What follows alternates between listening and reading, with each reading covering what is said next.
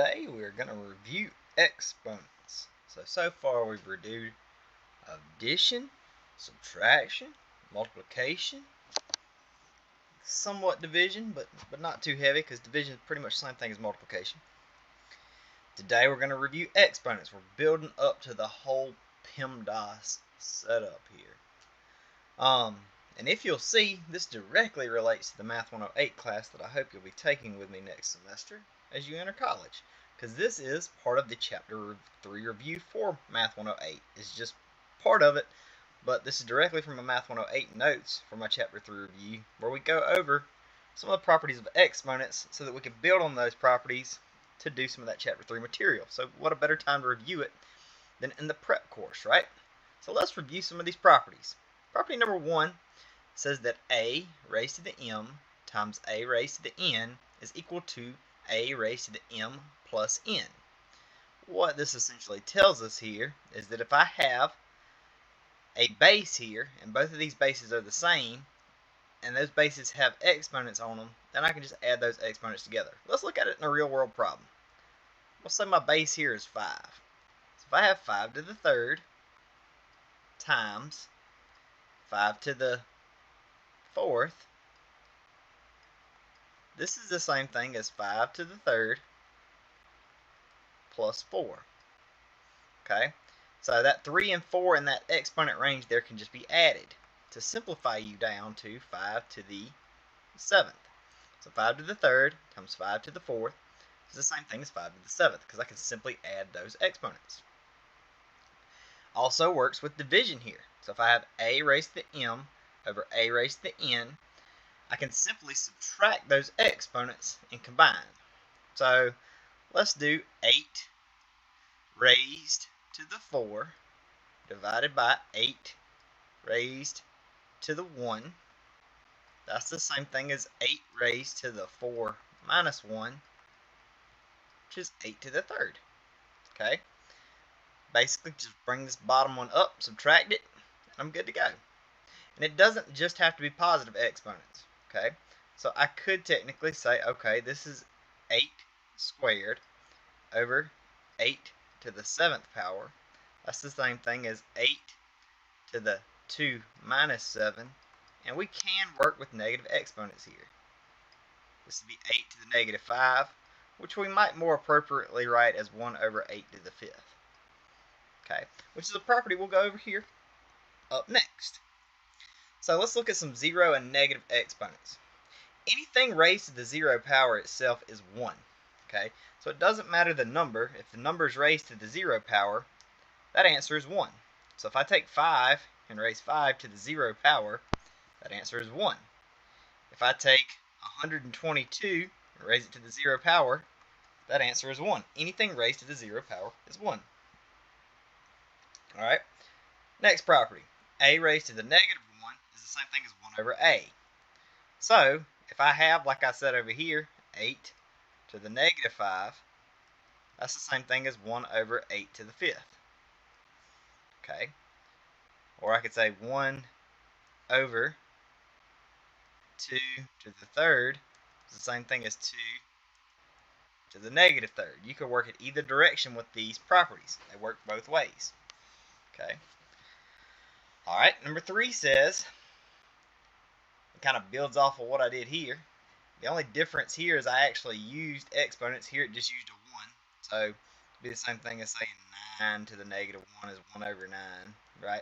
We went ahead and just got a little more complicated with it. Instead of using a 1 here, we just went ahead and used the actual n. So a to the negative n equals 1 over a to the n. Exactly the examples we did up here. I guess I just got a little ahead of myself, right? We can also get a little more complicated than that. If I have a over b raised to the negative n, that's the same thing as b over a raised to the n. Okay? All it basically does is when you have this negative exponent, it causes it to flip. Okay? And that's all that a and b really did. So you see how a here and number 3, when I had that negative exponent, that a just flipped down to the bottom. Right? When I had that a here in number 2 raised to the negative 1, that a just flipped to the bottom. Well, if my negative exponent out here, it just causes my whole thing on the inside to flip. So it flips from a over b to b over a. That's it. So if I had 3 over 2 to the negative 5, that's the same thing as 2/3 to the 5th power. That's it. Easy, simple property. Now, let's hit one more property, or one more set of properties. Rational exponents. If a is a real number, variable, or algebraic expression, and n is a positive integer where n is greater than or equal to 2, then a raised to the 1 over n is equal to the nth root of a, provided the nth root of a actually exists. Okay, let's see what we can do here.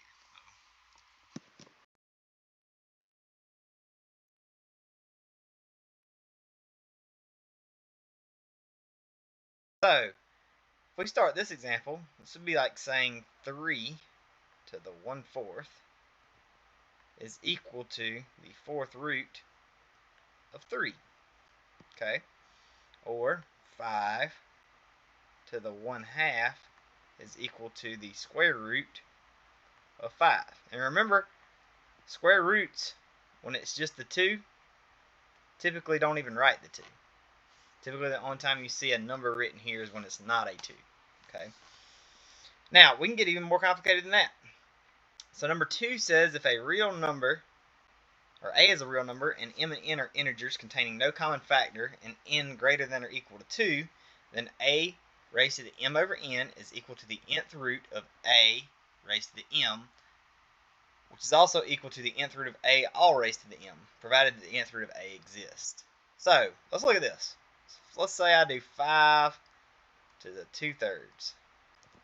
I could just rewrite this as the third root of 5 squared. Or if I really wanted to, I could rewrite that as the third root of 5 all squared. Okay? Now, the reason we do this is sometimes when you rewrite these, depending on the way in which you rewrite it, it's easier to solve. Now, your calculator, especially if you have the TI-84, will solve all these out for you to the decimal point that you need it to be. But if I'm trying to solve these simply in my head, sometimes a rewrite here causes things to simplify and make things easier. Now, this is the definition part of the lecture. Okay, I'm going to post a whole separate lecture where we go through the actual worksheet that I had posted. So, now that we've reviewed this, go on to the next lecture, and let's go through this worksheet together and make sure we can work these problems, because some of them are a little difficult. I actually encourage you to try the worksheet by yourself before you watch me work through it to see if you can get some of the answers.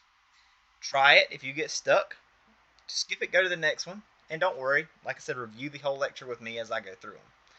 But try first, and then watch me go through it. See what you can do, and then we'll work on getting you to the point that you need to be and check your answers.